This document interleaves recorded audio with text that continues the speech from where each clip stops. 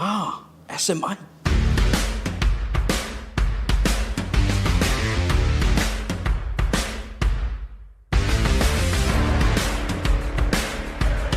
Fia whaafole la no lo mota, a fio mai lole SMI hardware funga le.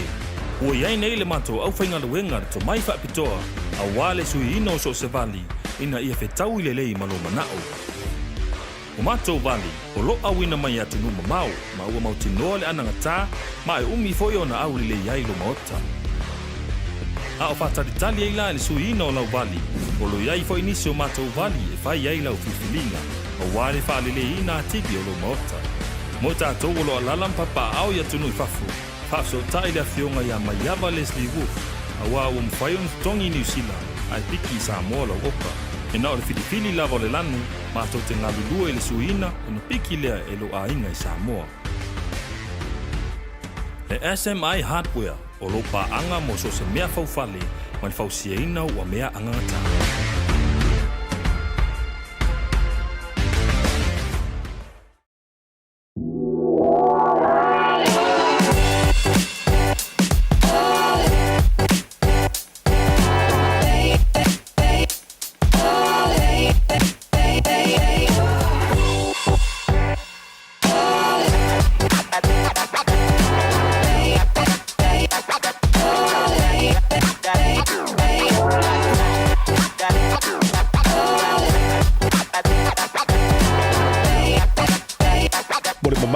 O lo fealoa'i au kilani li usila e tausa i lia ni la e Samoa mo so se whaatasina.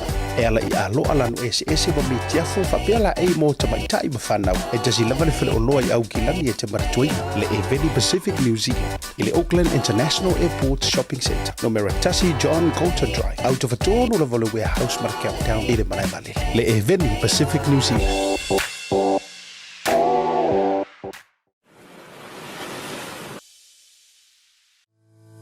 Le quick freight o se au nanga vave to e whaatuatuaina a wale la foina o la container po o so se whaamori e wainga I Samoa. Whaafsautai wa au I le o iwa, tolu iwa tasi, lima iwa, tolu tasi. Po le ovaru se lau, fitu iwa lima, tolu fitu waru. Le quick freight au nanga vave to e whaamari e lotu.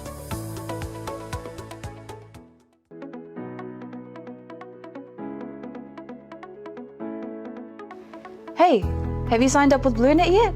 No? Well, let's fix that. Head over to www.bluenet.co.nz and hit Join Us today. All you need to do is fill in your name, date of birth, phone number, and a few other details. This helps us get you set up faster. We'll also need a photo of your ONT serial number and your modem. I have a very special guest. His name is Dr. Tavana, who is the author of this book that we've been selling for the last few months here at Blue Wave. And I actually wanted to have this interview in New Zealand. I had sent him an email, but due to scheduling, we weren't able to make it happen. But by God's grace, we've been able to have it here all the way in Utah. And I'd like to welcome onto the show Dr. Tavana. How are you today? I am very well, thank you. Very excited about the opportunity. I know we missed New Zealand for an interview, but I know the Lord has a way to figure that out. So don't worry about it. Now it's happening. Thank you so much. Thank you. Thank you for joining us. This is really exciting for me. I have read your book. I thought it was very helpful that they had both English and Samoan, especially for me. I was born outside of Samoa in New Zealand. So if you haven't already, we'll put the link on where you can get this book. It is about the core cultural values of Samoa. Basic text for advanced Samoan language and culture. So if you're interested, we will let you know where you can get these books. But on today's episode, we will be getting to know Dr. more and what was the inspirations behind this book. So Doctor, please tell us about yourself. Okay. Well, I'm from Samoa. I was born and raised in Samoa in a typical Samoan family in the village. So a lot of my upbringing was all culturally based. Raised by a family that focused on the welfare of the whole family and not the individual. And that kind of made me think that that's probably what the worldview of our Samoa and Fa'a Samoa is. Fa'a Samoa. And it became a very interesting and exciting journey for me to really understand a lot of things. So I was raised in the village and go to the plantation every day and collect coconuts, did some fishing. Not very successful at that, but I attended school there, primary school, intermediate school, high school, and finished all my high school levels there. And then I went to New Zealand. I was very fortunate to have served on a scholarship, academic scholarship by the government. It's a bilateral aid between New Zealand and Samoa. So I studied science and mathematics. The government tells you what to study for because they already have opportunities for us to go back to and be employed. The very early stage of independence celebration. So that was my area. And then spent some time in Australia as well, going to school. So my bachelor's in science, my master's in instructional science, and then my doctorate in management leadership, which incorporates everything that I've learned throughout the years. Being a teacher, served as a school principal, as a director of programs both in Samoa and Hawaii, and teaching at the university here in Utah for 15 years now. And I'm looking forward to do other things, far more exciting. Oh, that's so interesting that you study your maths and science, and I'm so happy to hear that. So what inspired you to write this book? Okay. Yeah. Especially coming from science and maths. Yeah, absolutely. Yeah. So even though science and math is my area of specialty, but I brought up in the village, and came to learn about families and church, and the village, where everybody kind of work together and find things that they are interested in doing together. So the village level. And within the village, there are special interest groups, social institutions like the Matais, the Taulile'as, the women, the young men, the kids. So they've already compartmentalized. But they seem to work very cohesively together for some reason. And in my own mind, why is this happening? And they all have this thinking and the worldview of how they look at themselves. Our worldview, we look at big pictures first, consensus, and then the details come later. Other worldviews, like the Western view, it's the reverse. You think of smaller ideas first, and then build up until you reach a bigger picture of your vision of what it should be.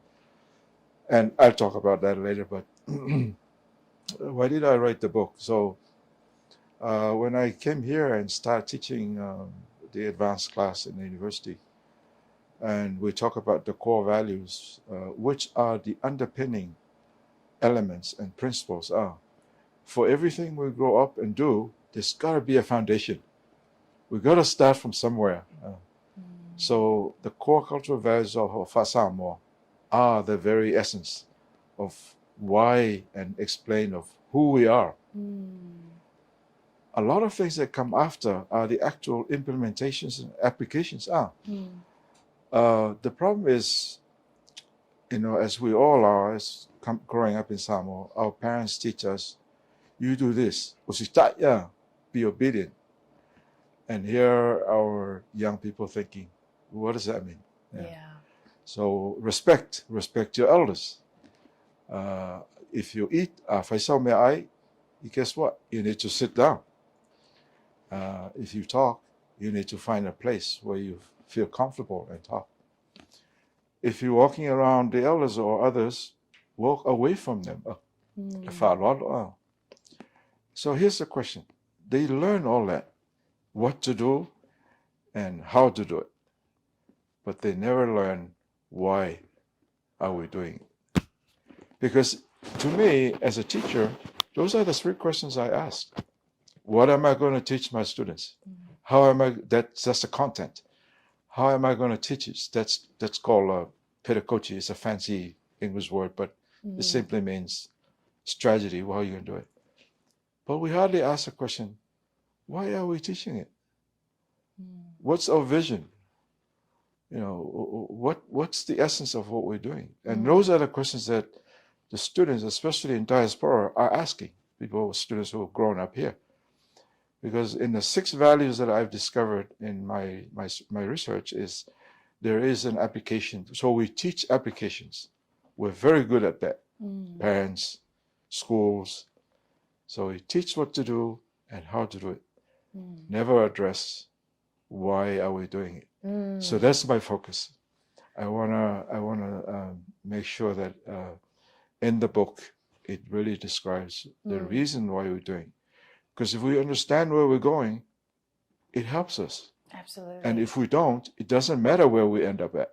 Absolutely. All right? Yeah, and I'll just share my own lived experience. I know I have cousins who have similar experience to me, but especially in the migration journey, when our parents leave home, to go to these countries to make more money or whatever it is, the why, it becomes muddled because they're so busy trying to find work, trying to get used to a new system, get a home and things like that. So oftentimes a lot of Samoan kids aren't taught the why because their parents are so busy, with everything else and the commitments that they've made.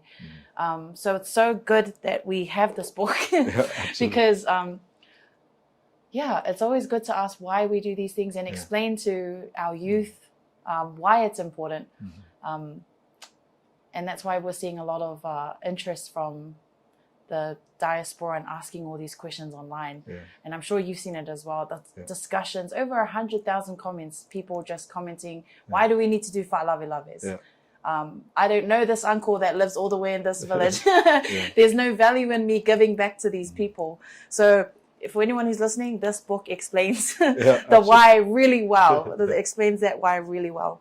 Well, I don't blame our parents too, because they learn it from their parents. And it's the same way it has been passed down, because our language was never written. It's an oral language that's been passed from generation to generation by word of mouth. And they hear it from their parents hear it from their grandparents, and now it's our turn to learn from them. But that's what we learn, This is what we do. And this is how we do it.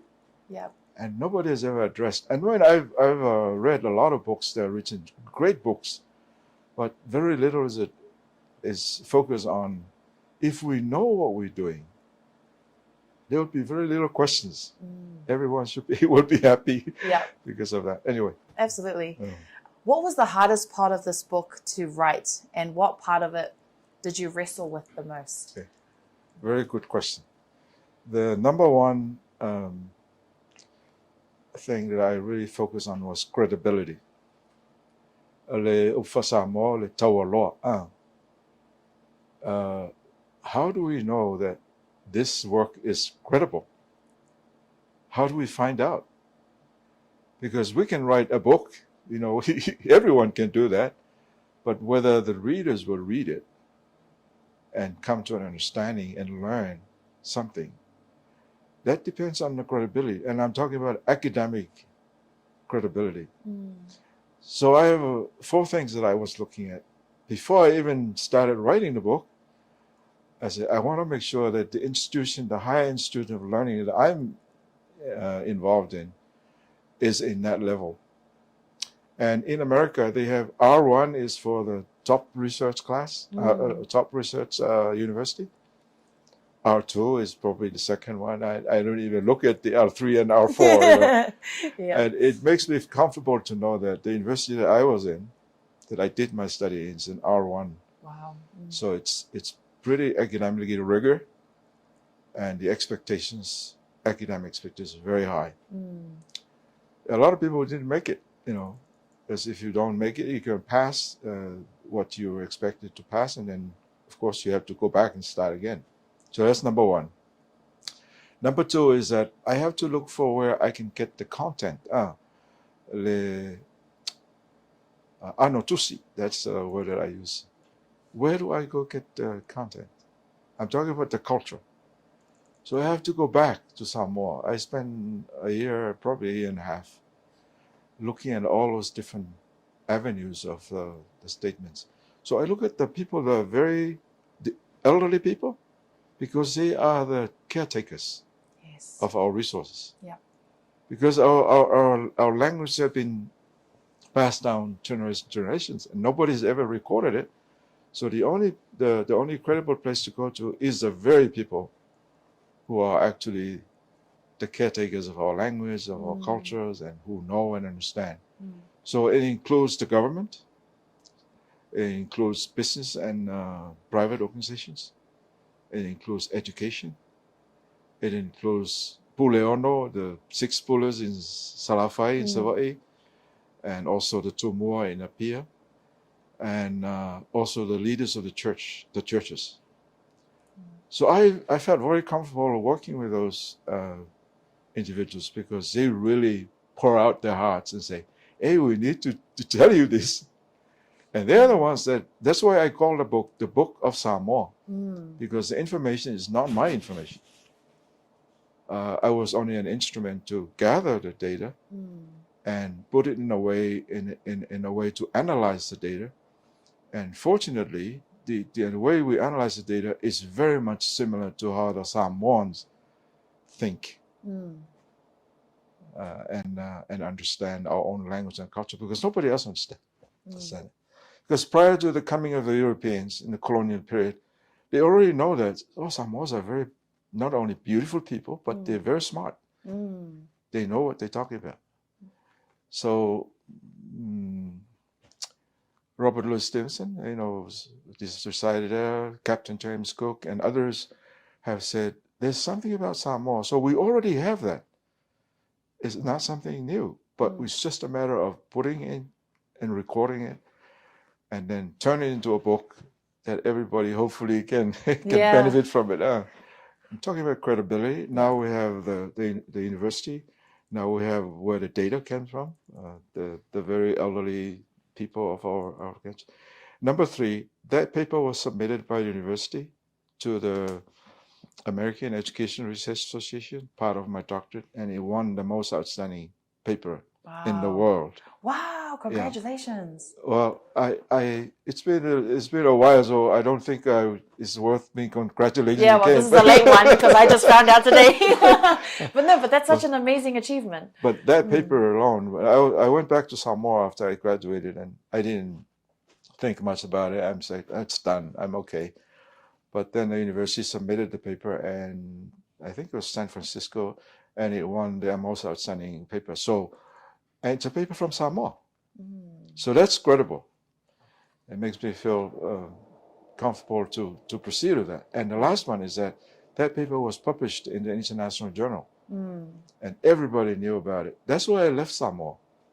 When I was there in Pesanga, and I was a teacher, I was a principal, but the University of Hawaii called and said, hey, we saw this, we want you to come. And of course, one thing leading to another, I ended up being the director of their Ethnomedical Research Institute in Hawaii. So that's published. So 4 things we already achieved. And the last one is that every individual doing a study related to the Pacific Islands, Samoa, and Polynesian, cite the paper. Wow. Cite the work. And almost every day there's an email that comes, oh, Tofa Tavana, you've been cited by so-and-so from Niue or from the Philippines or from... So those are the areas that make me feel that, okay, so this work is okay. Yeah. Let's go ahead and write a book. And it just published November last year. 6 months, 7 months now. And I think close to 3,000 copies have already been sold. So it's crazy. I call it crazy. And you know what? Your involvement, Blue TV, Tautaia'i, and your whole organization played a very critical part in getting this word out to the public. So I'm very grateful for that. Let's go back to your question. Yes. Those who have been born in outside of Samoa, how can I explain that? It's very simple. I'm very thorough on doing that to make sure that it's not misunderstood. So the 6 core cultural values that I've identified from doing this research. Number 1 is the Tofi. Tofi is inheritance. And Samoans believe that we are inheritors of God, directly from above. And everything we own does not belong to us. We are caretakers. We are stewards. Yes. We make sure that they are taken care of, because once we're done in this world, we're going to be gone. But somebody will take care of it. So they're very, very careful. That's their covenant. No corruption. They're very clean-minded. So that's number one. But the Tofi mai lea tua, our inheritance directly from God. And that makes them think, even before they apply and make an application for that particular core value, they know that somebody's there watching over them. So that's number one. Number two is the Matai system. There's no other place in the world that has a Matai system than us. And again, the Matai systems are not authorities for authority's sake, but they are stewards to make sure everything is taken care of, and to bless the lives of all the people, not just one individual. So that's number two. Number three is they call it Tofa and Moe. Tofa in Samoa is to sleep, and Moe is to sleep as well. But we see the Matais, they always close their eyes in a meeting, and they're moving the lips. They say they're reciting something. But they're speaking with the Holy Ghost, the inspiration. They're looking for the in-depth of their own thinking, not just cognitively in their minds, but in their hearts. So when they speak in a village council meeting, they speak from their heart, because they've been inspired to do that. And they receive revelation. That's something we don't know. And now we know that the cultural value of Tofa and Moe, Tofa Mamau means very deep thought, and Tofa Poto means very intelligent thought. Tofa Manino, very clear, or clarity of thought. Tofa Faletua, very close to heavenly, the godly thought. So there's different areas that it's addressed in the book. So that's number three. Number four is alofa. When we think of alofa, is that we're selling the love, the alofa, but it's actually unconditional love. As they call it, charity. It's pure. Yeah. So that's number four. So I've described these 6 ones in very, very, very articulately describing them, so that those who have been born outside of Samoa can fully understand it. Once they understand that, it doesn't matter when we apply it. Okay, so I get to that. And number 5 is Va fealoa'i. And Va is just 2 letters. Va means the relationship between me and my parents, the chief and his family, the fesuia'i and his congregation, all different kinds of relationship. And those relationships are in harmony with each other. You can never say anything that will damage that relationship, because you understand the relationship. A lot of the kids growing up elsewhere, they don't, they always say to parents, they sometimes fight with their parents or argue with their parents. But if they understand how they're related, and I call them sacred relational space of respect and honor. A lot of, especially in the Western world, where we're forced to work and make money, the value of community becomes less, and individual and making it for yourself is kind of like the goal. It's sold to us all the time, TV ads, do what's best for you.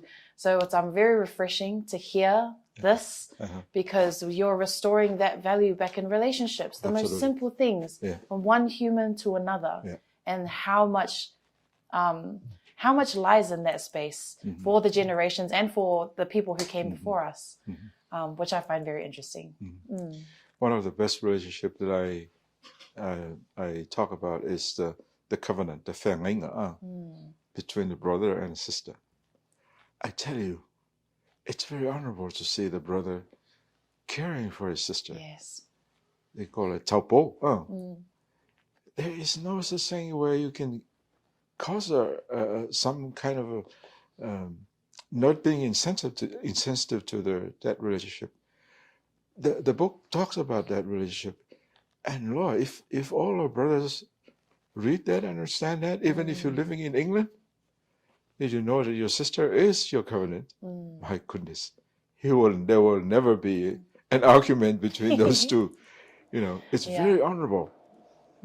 Respect and honor. Talking about respect, fa'aloa'i is often called the heart of Fa'a Samoa, but it's sometimes misunderstood. Some say it can be dismissive or use it to excuse harmful behavior. Like maybe, for an example, would be during a fa'alavelave. If the parents aren't listening to their children, and they say they can't give a certain amount of money, maybe they can't pay their rent. And even if your parents are demanding this much, the kids are told you just have to respect. What is your opinion about this kind of situation, which happens so often? And we received a lot of feedback about it on our own podcast. What's your perspective on this? There's a Samoan expression there. It says, fesuia'i faiga.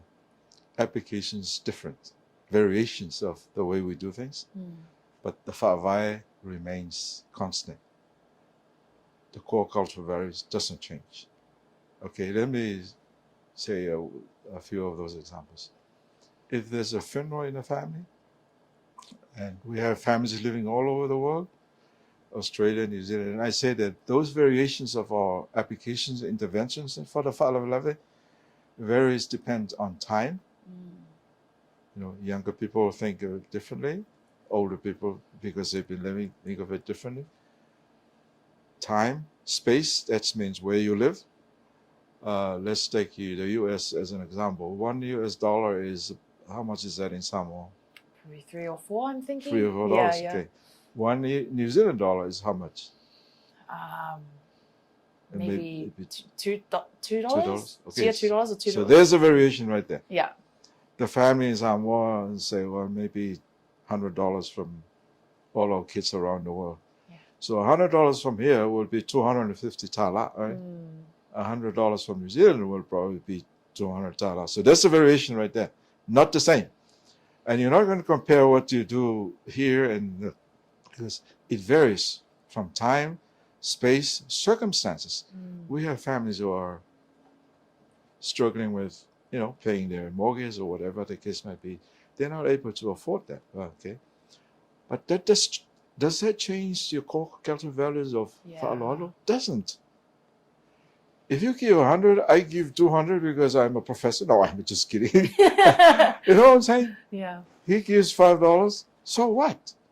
We're all doing the different things. But can that change your core values of fa'aloa'i and alofa, your love for your family? No, it doesn't. So that's something that needs to be understood.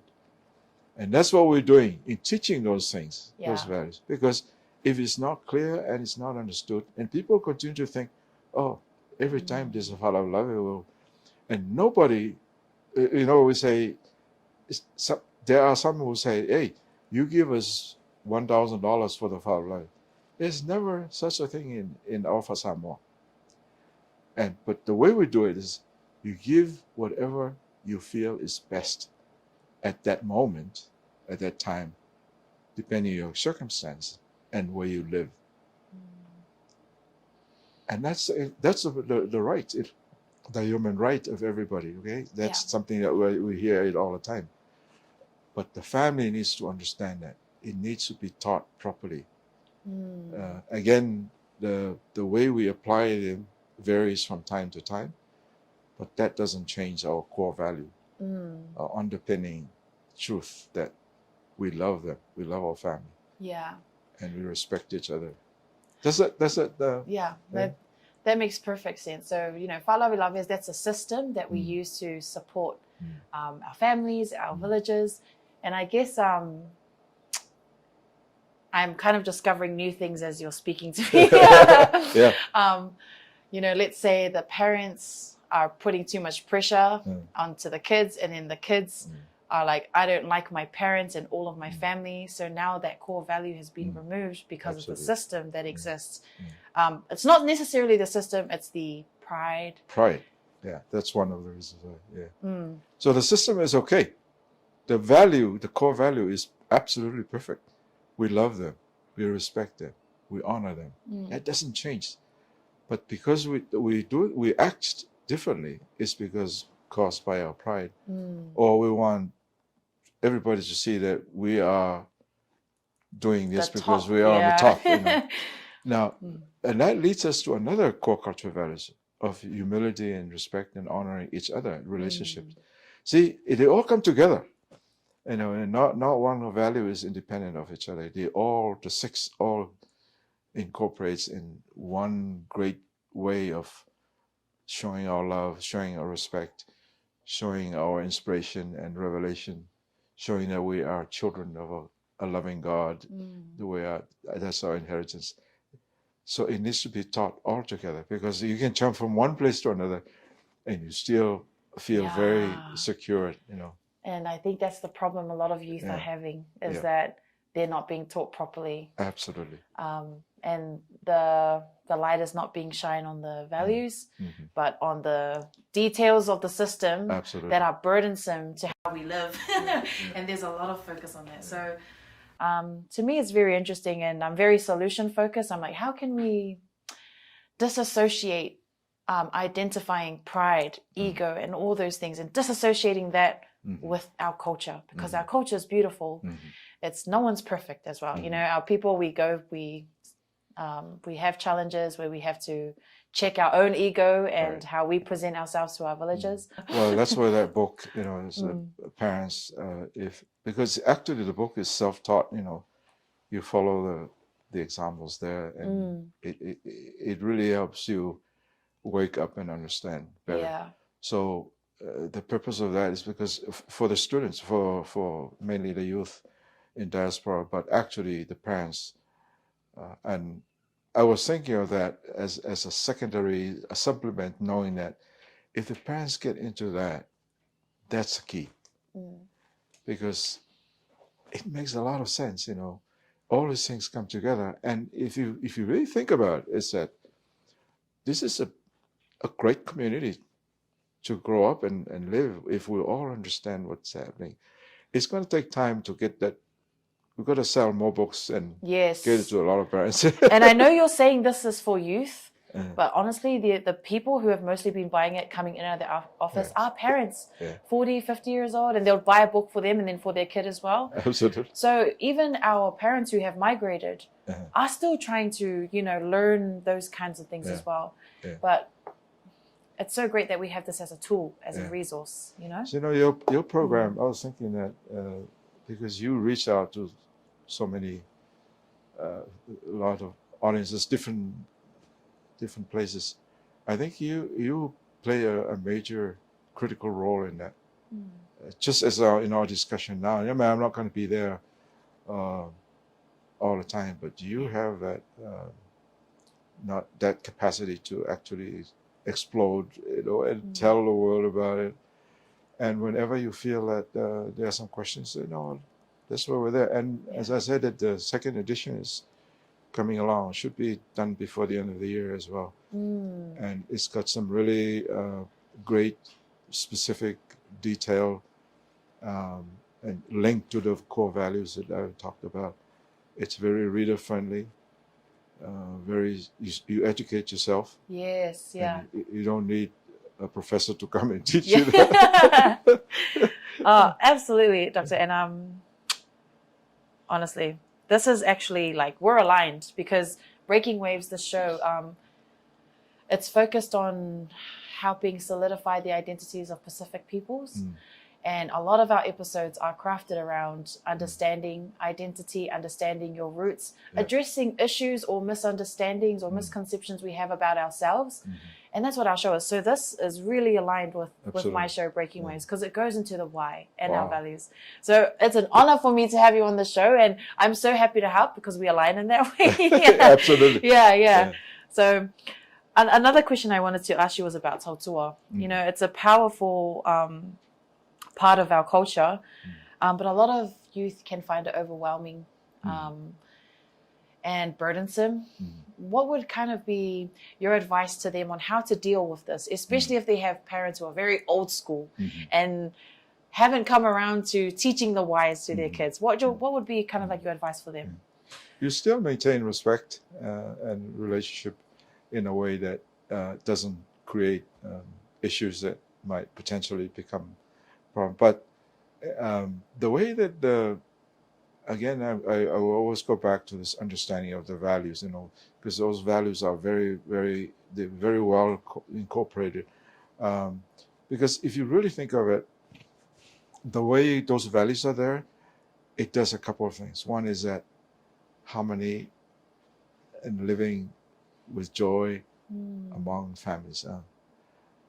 Parents need to understand that too. There are some very adamant parents, because of the way they have been raised. But we need to understand that those values are really helping us have a life that is enjoyable, without being overwhelmed with the fa'ala'i and those things. So tautua is really, tautua is actually service. You provide the service for others, not just for yourself, but for others. The book explains about different kinds of tautua. So tautua, where you're on your feet all the time. Tautua matapalapala, where you're dirty all day, or serving others. But that doesn't mean that they belittle or make you any lesser value than anybody else. So the more you see those examples, with an understanding of what tautua really means, it really helps. I wish there was a magic word, but that's why I'm referring to you. It's the same thing as Yatta and his group are doing too. They're telling those exciting examples to the rest of the world and make them change their mindset and perspective about life. Samoa is a beautiful country. There's no country in the world that can live just as in harmony as we do, with love and care for each other and taking care of each other in a way that never been taken care of before. But sometimes it's pride. You want to be up there somewhere, wherever that is. So I think the bottom line is the Lord. I mean, we've been blessed with all that. I teach a class on intelligence. There are 10 different kinds of intelligence, and when I was growing up, I hear students say, "Oh, o te poko aku le ila." I'm sitting next to o ke poko le ila. There's no such thing. Everyone is smart. Yeah, different. So, like in your area, you are a journalist and broadcasting. That's your area. And you're good at it. I fail in that area. So every one of us has some kind of intelligence that we've been blessed with. But the key is, the two words I use is determination and diligence. If you work on those two with whatever gift that you've been given, boy, you can potentially become someone that everyone will notice. I didn't think of it that way myself, but now people say, oh, you're a good author. I'm not an author. I just wrote some things down there that I was hoping that would help somebody. And it has. It really has. So we are gifted with an intelligence and talents and whatnot. But the main thing is to being diligent and determination to go to the next level, wherever we can be. Yeah. That's beautiful. I like the way that you put that. Fe'aloa'i is a sacred relationship. Can you share a moment in your life where this became real for you? Yeah, I have 5 sisters, and I didn't know that when I was growing up. I thought, oh, you girls go do the dishes, go do the washing. That's what my thinking was. But when I learned about this fe'aloa'i, man, my whole mindset changes. I said, I gotta be more respectful, more honorable in the way and that has really changed the way we do things. Not just Samoa, but everybody else. I mean, the way other cultures view that is different. So while we are assigned not assigned, but be blessed with different responsibilities, responsibilities of a young woman is different from responsibilities from a young man. But the relationship really, I've seen that, and my whole frame of mind has changed since I started learning about these things, because these are new to me as well. And So if a young man really adores that responsibility of honoring and respecting, the great example is that of the malu. The young woman gets the malu and the brother gets the malu fie, the pe'a.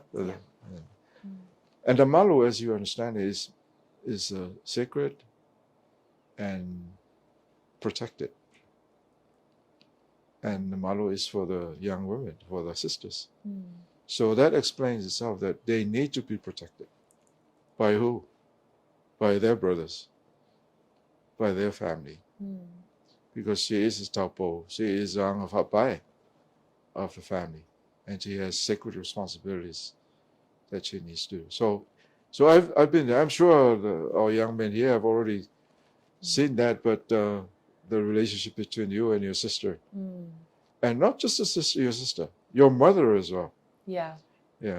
Because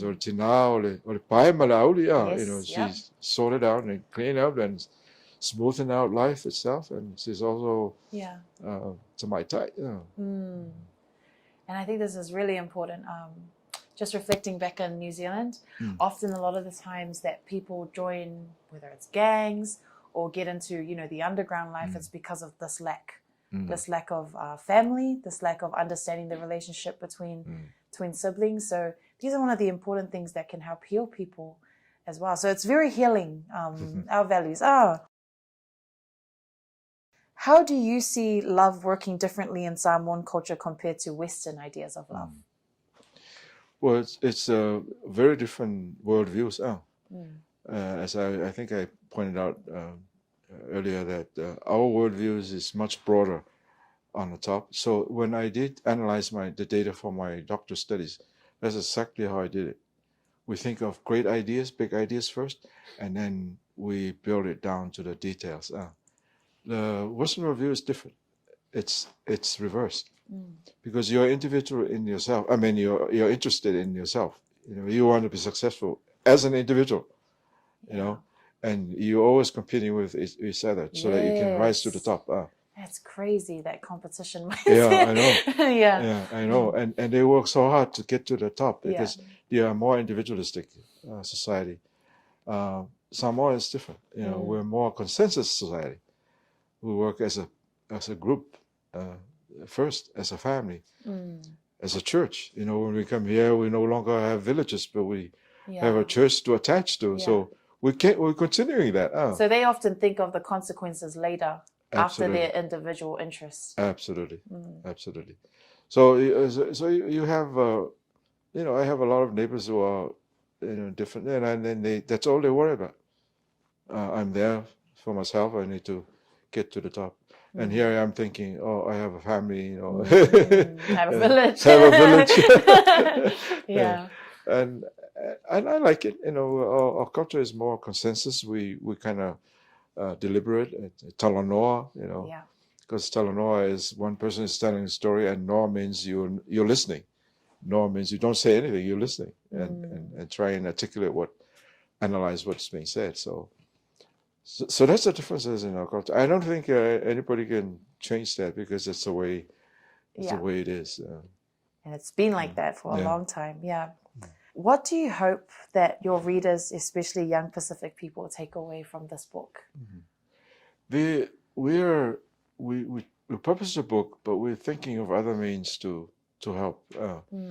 We want to expedite the process. Some may have bought the book and put it on the shelf and may never read it for another week or so. So we want to get to them as soon as we can, and in a fast way, so that they can be able to use the material and understand the material faster. So that's our plan, is to get a program where we can get them into our official educational opportunities. I think you guys have the, what do you call it? For essay? Lupe for essay. Lupe for essay. And it's a great program. We want to deal with the public, but also in the schools, particularly in the secondary schools. We just want to expedite the process. We don't want to wait. I mean, the book is okay now, but that can also be I have a book. I'm going to hold on to it. yeah, exactly. I'm very interested. Do they have like Samoan language classes in schools here in Utah or in America? Not Utah, not secondary schools. Not secondary schools. Universities are. Yeah. Ah, that's so interesting. In New Zealand, Yeah, we I have know. Samoan. New Yeah, Zealand is even in really schools, it's good. really strong. Yeah, That'll be so good to see grow here because your Yeah. community is huge. yeah, absolutely. So many Samoans here. So we want to work on that. Yeah. We have a good team with my little Namulau'ulu over here with us. So Yeah. That would be a good thing to work on now. And if you could speak directly to a young Samoan who may be struggling with their own cultural identity, what would you say to them? okay. Yeah, I think we need to receive that if we're really serious about improving our own lives, we need to fully understand through the teachings and affiliations with others who have already studied or learned or about. Yeah, that's the most challenging thing about the world now is life is filled with challenges and uncertainties. I think the church is one way where we can, which I have. I'm going through other denominations, working on them. They're buying the books, and we continue to have discussions on that so that they can reach to the youth as fast as they can. So that's one way of doing it. University is doing okay. I mean, not the best. New Zealand does a pretty great job on doing that, but United States not yet.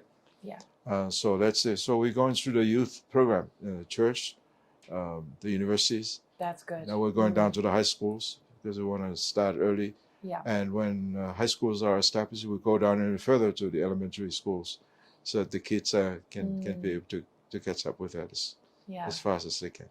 So you've told us about, trying to put Samoan language classes into schools. But what's next? What's next in regards to writing and more resources? Do you have anything else planned? Yeah. Yeah. The day that the book was published, I read the whole day. I mean, the whole book in one day. Yeah. And and what's so interesting is that our trip to New Zealand, I have learned a great deal talking to people that night. I don't know if you were there that night. There was a lot of people there. Yeah.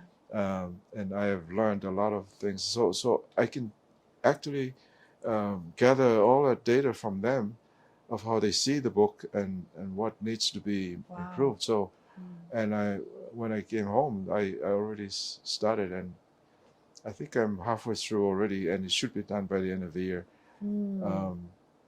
The whole idea is to make it as simple as possible, so that everybody it's reader friendly.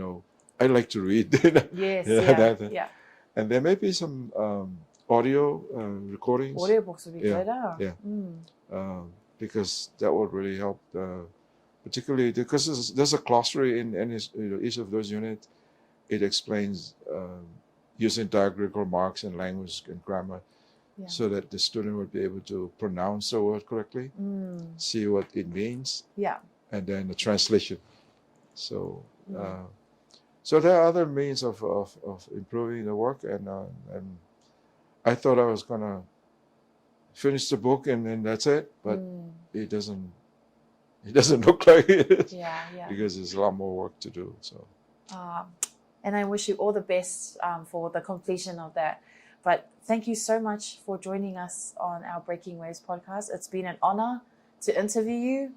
I'm fangirling right now. I'm a huge fan. When your book came to the office, I was like, oh, cool. And then I got through it in the first week and a half. And I really like that it's both in English and Samoan for people like myself. And the best thing that I liked about this was that we are an inheritance from God. When I read that, everything made sense as to how, and also we're not owners, we're just caretakers. And it just makes sense why we're so different, because we don't see things as belongings, it's an experience and we're here for our time. So what I'm trying to say is this book has helped me. This book has helped me discover the why on a lot of our cultural protocols and systems. And I thank you for writing it. And I really hope that more youth are able to I will be promoting this more often. Thank you. It's so helpful for us. But thank you, Doctor, for coming onto our show. We appreciate you and we wish you all the best. Maybe you can come on another time. Again, when you're in New Zealand, we'll have another episode when your second book comes out. Yeah. Yeah, thank you so much for your time. And this is brilliant. I mean, I think of the work that we put into the book, but it's not going to get anywhere without the journalistic smartness or intelligence in getting the word out. And you guys are the best in doing that. I mean, we have so many books being sold because of the way you guys have handled it very well. So I really appreciate that. So whenever you have a question or anything, you want to talk to me, just let me know, and I can always try and help. I love that part of the work because now we have made the book ready, but now we need to expand it to the rest of the world to let them know, especially our people who are dying to get that information. Yeah. Absolutely. And the people who's been selling your books the most is these two right here. These are the producers of our Breaking Waves. So they've been at the office, Ryan and Carl. When people come, they'll be the ones. Yeah. Do you need a book? Yeah. So it's honestly us meeting today and this happening has been a blessing because that's great. Seeing it pull through. But thank you so much, Doctor. And till next time. Yeah, absolutely. Yeah. So you need to read the book and learn more. And then when people come.